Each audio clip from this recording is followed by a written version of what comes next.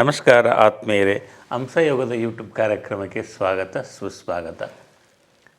ಇಂದು ಎಂದಿನಂತೆ ಮುಂದುವರೆದ ಮುದ್ರೆಯ ಭಾಗಗಳು. ಈಗಾಗಲೇ ಹೇಳಿದ್ದೀನಿ, ಕೆಲವೊಂದು ಮುದ್ರೆಗಳು ಥೈರಾಯ್ಡ್ ಸಂಬಂಧಪಟ್ಟಿರುವಂಥದ್ದು. ಇದು ಒಂದು ವಿಶೇಷತೆಯನ್ನು ಹೊಂದಿರುವಂಥ ಈ ಮುದ್ರಾ ತುಂಬ ದಿನಗಳಿಂದ ಹೇಳಬೇಕಂತ ನನಗೆ ಇತ್ತು, ಆದರೆ ಕಾಲ ಕೂಡಿ ಬಂದಿರಲಿಲ್ಲ. ಇವತ್ತು ಆ ಕಾಲ ಕೂಡಿ ಬಂದಿದೆ ಅಂತ ನಾನು ಅಂದ್ಕೊಂಡಿದ್ದೀನಿ. ಈಗಾಗಲೇ ಎರಡೂ ಪ್ರಕಾರದ ಮುದ್ರೆಗಳನ್ನು ಹೇಳಿರುವಂಥದ್ದು, ಗಂಟಲಿಗೆ ಸಂಬಂಧಪಟ್ಟಿರುವಂಥ ಎರಡೂ ಪ್ರಕಾರದ ಮುದ್ರೆಗಳನ್ನು ಈಗಾಗಲೇ ಹೇಳಿರುವಂಥದ್ದು. ಇದು ಒಂದು ಮೂರನೆಯದ್ದು ಇದು ಅಂತ ಹೇಳ್ಬೋದು.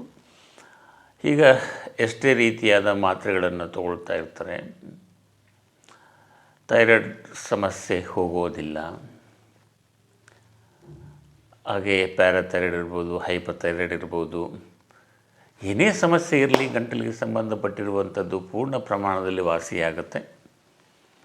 ಈ ಮುದ್ರೆಗಳ ಜೊತೆಯಲ್ಲಿ ಉಜ್ಜಯಿ ಪ್ರಾಣಾಯಾಮ ನಿಮ್ಮ ದೇಹಕ್ಕೆ ಎಷ್ಟು ಸಾಧ್ಯ ಆಗುತ್ತೋ ಅಷ್ಟು ರೀತಿಯಾಗಿ ದೇಹವನ್ನು ದಂಡಿಸುವಂಥ ಪ್ರಕ್ರಿಯೆ ಮಾಡಿದಾಗ ನಿಮಗೆ ಉತ್ತಮವಾದಂಥ ಲಾಭದಾಯಕ ನಿಮ್ಮದಾಗುತ್ತೆ. ಕೆಲವರಿಗೆ ವ್ಯಾಯಾಮಗಳನ್ನು ಮಾಡುವುದಕ್ಕೆ ಸಮಯ ಇಲ್ಲ ಅಂತ ಹೇಳ್ತಾರೆ, ಆದರೂ ಪ್ರಯತ್ನ ಪಡಿ. ದೇಹವನ್ನು ಮೊದಲು ದಂಡಿಸುವಂತಹ ಕೆಲಸ ಮಾಡಿ. ಇರುವಂಥದ್ದು ಈ ಮುದ್ರೆಗಳು. ಕೆಲವರಿಗೆ ತುಂಬ ಕಷ್ಟ ಆಗುತ್ತೆ, ಕೂತ್ಕೊಳ್ಳೋಕ್ಕಾಗಲ್ಲ ಅಂಥವರೆಲ್ಲ ಈ ಮುದ್ರೆಗಳ ಸಹಾಯದಿಂದ ಮಾಡಬಹುದು. ಕೆಲವರು ವಯಸ್ಸಿದೆ ಅಂತಂದರೆ ಪ್ರಯತ್ನ ಪಡಿ, ಆಗುತ್ತೆ.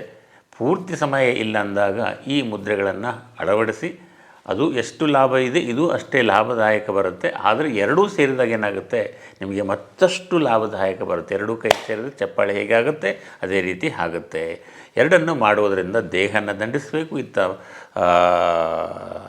ಮುದ್ರೆಗಳನ್ನು ಮಾಡಬೇಕು, ಮತ್ತು ಅದರ ಜೊತೆಯಲ್ಲಿ ಪ್ರಾಣಾಯಾಮ ಗೊತ್ತಿದ್ದರೆ ಪ್ರಾಣಾಯಾಮ ಕೂಡ ಮಾಡಬಹುದು. ಹಲೋ, ನಮಸ್ತೆ.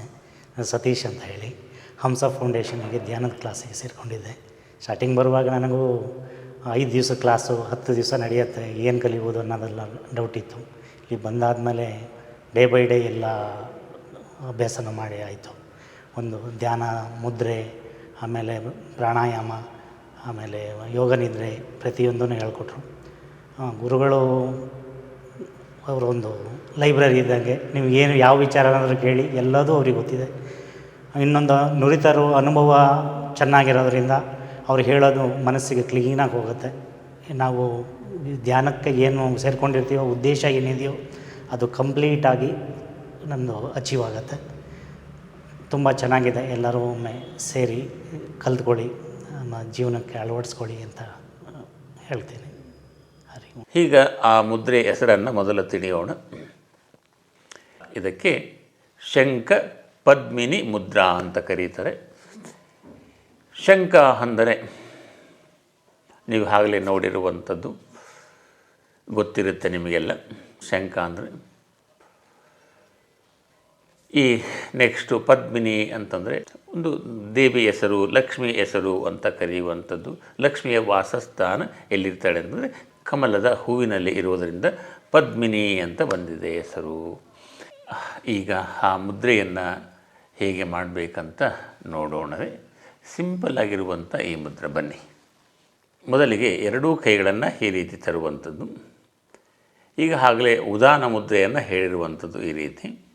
ಈಗ ಎರಡನ್ನು ಸೇರಿಸುವಂಥ ಪ್ರಕ್ರಿಯೆ ಮಾಡಿದಾಗ ಇದು ಶಂಖ ಪದ್ಮಿನಿ ಮುದ್ರೆ ಆಗುತ್ತೆ. ಈ ಶಂಖ ಪದ್ಮಿನಿ ಮುದ್ರೆ ಉತ್ತಮವಾದಂಥ ಲಾಭದಾಯಕ ನಿಮಗೆ ತಂದುಕೊಡುವುದರಲ್ಲಿ ಅನುಮಾನನೇ ಬೇಡ ಯಾವುದೇ ಕಾರಣಕ್ಕೂ. ಈ ಮುದ್ರೆಯನ್ನು ಇದೇ ಪ್ರಕಾರದಲ್ಲಿ ಮಾಡಬೇಕು, ಈಗೆಲ್ಲ ಮಾಡುವ ಹಾಗಿಲ್ಲ. ಮೇಲ್ಮುಖವಾಗಿ ಕಿರಿಬೆರಳು ಈ ರೀತಿ ಇರಬೇಕು. ಕಿರಿಬೆರಳು ಬೇಕಾದ್ರೆ ಒಂದು ಸ್ವಲ್ಪ ಬೆಂಡಾಗಿರಲಿ, ತೊಂದರೆ ಏನೂ ಇಲ್ಲ. ಆದಷ್ಟು ಈ ಪ್ರಕಾರದಲ್ಲಿ ಇಟ್ಟು ಮಾಡುವಂಥದ್ದು ಮಾಡಬೇಕು. ಬೇರೆ ಎಲ್ಲ ಸಮಯದಲ್ಲಿ ಕೂಡ ನೀವು ಮಾಡಬಹುದು. ಪ್ರಾಣಾಯಾಮ, ಧ್ಯಾನದಲ್ಲಿ ಅನುಭವ ಇದ್ದರೆ ಧ್ಯಾನದಲ್ಲಿ, ಸರಳತೆಯಾಗಿ ಕುಂತಾಗ, ದೃಶ್ಯ ಮಾಧ್ಯಮಗಳನ್ನು ನೋಡುವಾಗ, ಹಾಗೆ ಪ್ರಯಾಣ ಮಾಡುವ ಸಂದರ್ಭದಲ್ಲಿ, ಸ್ನೇಹಿತರ ಜೊತೆ ಮಾತನಾಡುವ ಸಂದರ್ಭದಲ್ಲಿ ಕೂಡ ಇದನ್ನು ಮಾಡಬಹುದು. ಎಲ್ಲಿ ಬೇಕಾದರೂ ಮಾಡಬಹುದು ಈ ಮುದ್ರೆಯನ್ನು. ರಿಸ್ಟ್ರಿಕ್ಷನ್ ಏನೂ ಇಲ್ಲ ಇದರಲ್ಲಿ. ಆದರೆ ಎಲ್ಲರೂ ಕೂಡ ಮಾಡಬಹುದು. ಆದರೆ ಇಲ್ಲಿ ಗಂಟಲಿಗೆ ಸಂಬಂಧಪಟ್ಟಿರುವಂಥ ವಿಚಾರ ಅಂತ ನಾನು ಆಗಲೇ ಹೇಳಿದೆ.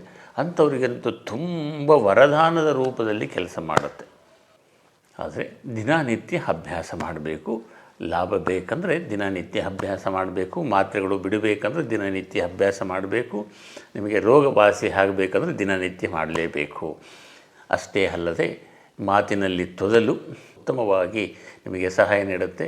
ವಿಶೇಷವಾಗಿ ಮಕ್ಕಳಲ್ಲಿ ಹೆಚ್ಚಿನ ರೀತಿ ಅಭ್ಯಾಸ ಮಾಡುವುದರಿಂದ ಬುದ್ಧಿವಂತರಲ್ಲಿ ಬುದ್ಧಿವಂತರಾಗ್ತಾರೆ, ಜಾಣರಲ್ಲಿ ಜಾಣರಾಗ್ತಾರೆ.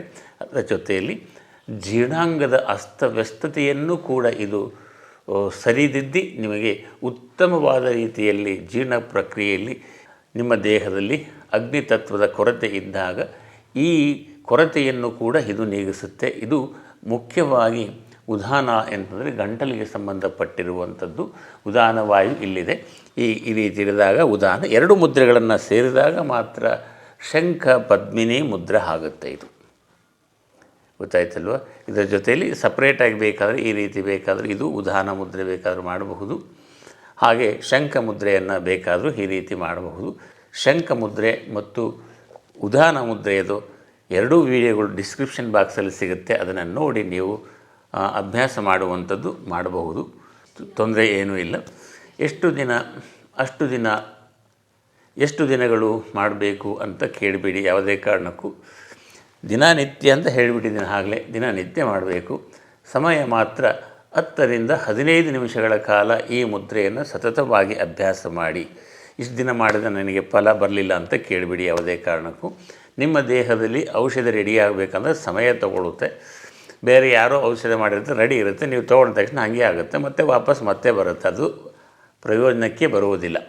ಗೊತ್ತಾಯ್ತಾ? ಇದು ಸರಳತೆಯಿಂದ ನಿಮ್ಮ ದೇಹದಲ್ಲಿ ಯಾವುದೇ ರೀತಿಯಾದ ಅಡ್ಡ ಪರಿಣಾಮ ಇಲ್ಲದೆ, ಖರ್ಚುಗಳ ಸಮೇತ ಇಲ್ಲದೆ ನಿಮಗೆ ವರದಾನದ ರೂಪದಲ್ಲಿ ಕೊಡುತ್ತೆ ಅಂದಾಗ ಸಮಯನ್ನು ಯಾಕೆ ನಿಗದಿ ಮಾಡ್ತೀರಿ, ದಿನಗಳನ್ನು ಯಾಕೆ ಎಣಿಸ್ತೀರಿ ಅಂಥದ್ದನ್ನೆಲ್ಲ ಬಿಟ್ಟು ನಂಬಿಕೆಯಿಂದ ವಿಶ್ವಾಸದಿಂದ ಮಾಡುವಂಥ ಕೆಲಸದಲ್ಲಿ ಮೊದಲು ತೊಡಗಿ. ಆನಂತರ ಎಲ್ಲವೂ ಸರಿ ಹೋಗುತ್ತೆ. ಅದರಲ್ಲಿ ಅನುಮಾನ ಎನ್ನುವಂಥದ್ದು ಒಮ್ಮೆ ನಿಮಗೇನಾದರೂ ಬಂತು ಅಂತಂದರೆ ಹೋಯ್ತು ಅಂತ ಹೇಳ್ಬೋದು. ಅದಕ್ಕೆ ಅವಕಾಶ ಕೊಡಬಾರ್ದು. ನಿಮ್ಮನ್ನೇ ನೀವು ನಂಬಿ, ಯಾರೋ ಮಾಡಿರುವಂಥ ಮಾತ್ರೆಗಳನ್ನು ನಂಬಿ ಟಕ್ ಅಂತ ಹಾಕ್ಕೊಳ್ತೀರಿ. ನಿಮ್ಮ ದೇಹದಲ್ಲಿ ಎಷ್ಟೋ ರೀತಿಯಾದ ಔಷಧಿ ಗುಣಗಳು ನಿಮ್ಮ ದೇಹದಲ್ಲೇ ಇದೆ. ಇಲ್ಲಿ ಬಹಳ ಮುಖ್ಯವಾಗಿ ಗಮನಿಸಿ, ನಿಮ್ಮ ಅಡುಗೆಯ ಮನೆಗೆ ಮೊದಲ ಆಸ್ಪತ್ರೆ ಆಗಬೇಕು. ನೀವು ಸೇವಿಸುವಂಥ ಆಹಾರವೇ ಔಷಧಿಗಳಾಗಬೇಕು. ನೀವು ಮಾಡುವಂಥ ಮುದ್ರೆಗಳೇ ವರದಾನವಾಗಿ ವರ ನೀಡುವಂತಾಗಬೇಕು. ನಂಬಿಕೆಯಿಂದ, ವಿಶ್ವಾಸದಿಂದ, ಪ್ರೀತಿಯಿಂದ ಮಾಡಿ, ಎಲ್ಲವೂ ಕೂಡ ಒಳ್ಳೆಯದಾಗುತ್ತೆ. ಮುದ್ರೆಗಳು ಸತತ ಅಭ್ಯಾಸದಿಂದ ಪ್ರತಿಯೊಂದು ಬಾರಿ ಹೇಳ್ತೀನಿ ನಾನು, ಮುದ್ರಾ ನಿಮ್ಮ ದೇಹ ಭದ್ರ. ಮುದ್ರೆ ಯಾವಾಗ ನೀವು ಮಾಡಬೇಕಂತ ಇಚ್ಛೆ ಆಯಿತು, ಮಾಡೋದಕ್ಕೆ ನೀವು ಪ್ರೇರೇಪಿಸಿದಿರಿ, ನಿಮ್ಮ ದೇಹ ಮತ್ತು ಮನಸ್ಸುಗೊಟ್ಟು ಎಂದು ನೀವು ಮಾಡೋದಕ್ಕೆ ಸಿದ್ಧರಾದಿರಿ ಅಂದ ತಕ್ಷಣವೇ ನಿಮಗೆ ಉತ್ತಮವಾದ ಫಲ ನಿಮಗೆ ಬಂದೇ ಬಂತು ಅಂತ ಗ್ಯಾರಂಟಿಯಾಗಿ ಇಟ್ಕೊಳ್ಳಿ. ಇದರಲ್ಲಿ ಅನುಮಾನ ಬೇಡ. ಇಷ್ಟು ಮಾಡ್ತಿರಲ್ವ? ಮುಂದಿನ ಸಂಚಿಕೆಯಲ್ಲಿ ಮತ್ತೊಂದು ಹೊಸ ವಿಷಯದೊಂದಿಗೆ ಸಿಗೋಣ. ಅಲ್ಲಿವರೆಗೂ ನಗ್ನಗ್ತಾಯಿರಿ, ಖುಷಿಯಾಗಿರಿ, ಸಂತೋಷವಾಗಿರಿ. ಸಂತೋಷಕ್ಕೆ ಯಾವುದೇ ಕಾರಣಕ್ಕೂ ಧಕ್ಕೆ ಮಾಡದೆ ನಗ್ನಗ್ತಾಯಿರಿ, ಖುಷಿಯಾಗಿರಿ. ಲೋಕ ಸಮಸ್ತ ಸುಖಿನೋ ಭವಂತು, ಸನ್ಮಂಗಳಾನಿ ಭವಂತು. ಓಂ ಶಾಂತ ಶಾಂತ ಶಾಂತಿ. ವೀಕ್ಷಕರ ಗಮನಕ್ಕೆ ನಿಮ್ಮ ಅನಿಸಿಕೆ ಅಥವಾ ಅಭಿಪ್ರಾಯಗಳನ್ನು ಕಾಮೆಂಟ್ ಮುಖಾಂತರ ವ್ಯಕ್ತಪಡಿಸಬಹುದು. ಹಾಗೂ ನಿಮಗೆ ಇನ್ನೂ ಹೆಚ್ಚಿನ ರೀತಿಯಲ್ಲಿ ಪ್ರಾಣಾಯಾಮಗಳನ್ನು ಅಭ್ಯಾಸ ಮಾಡಬೇಕು ಎಂದು ಅನಿಸಿದಾಗ ನಮ್ಮನ್ನು ಇಮೇಲ್ ಮುಖಾಂತರ ಸಂಪರ್ಕಿಸಿ. ಲೋಕ ಸಮಸ್ತ ಸುಖಿನೋ ಭವಂತು, ಸನ್ಮಂಗಳಾನಿ ಭವಂತು.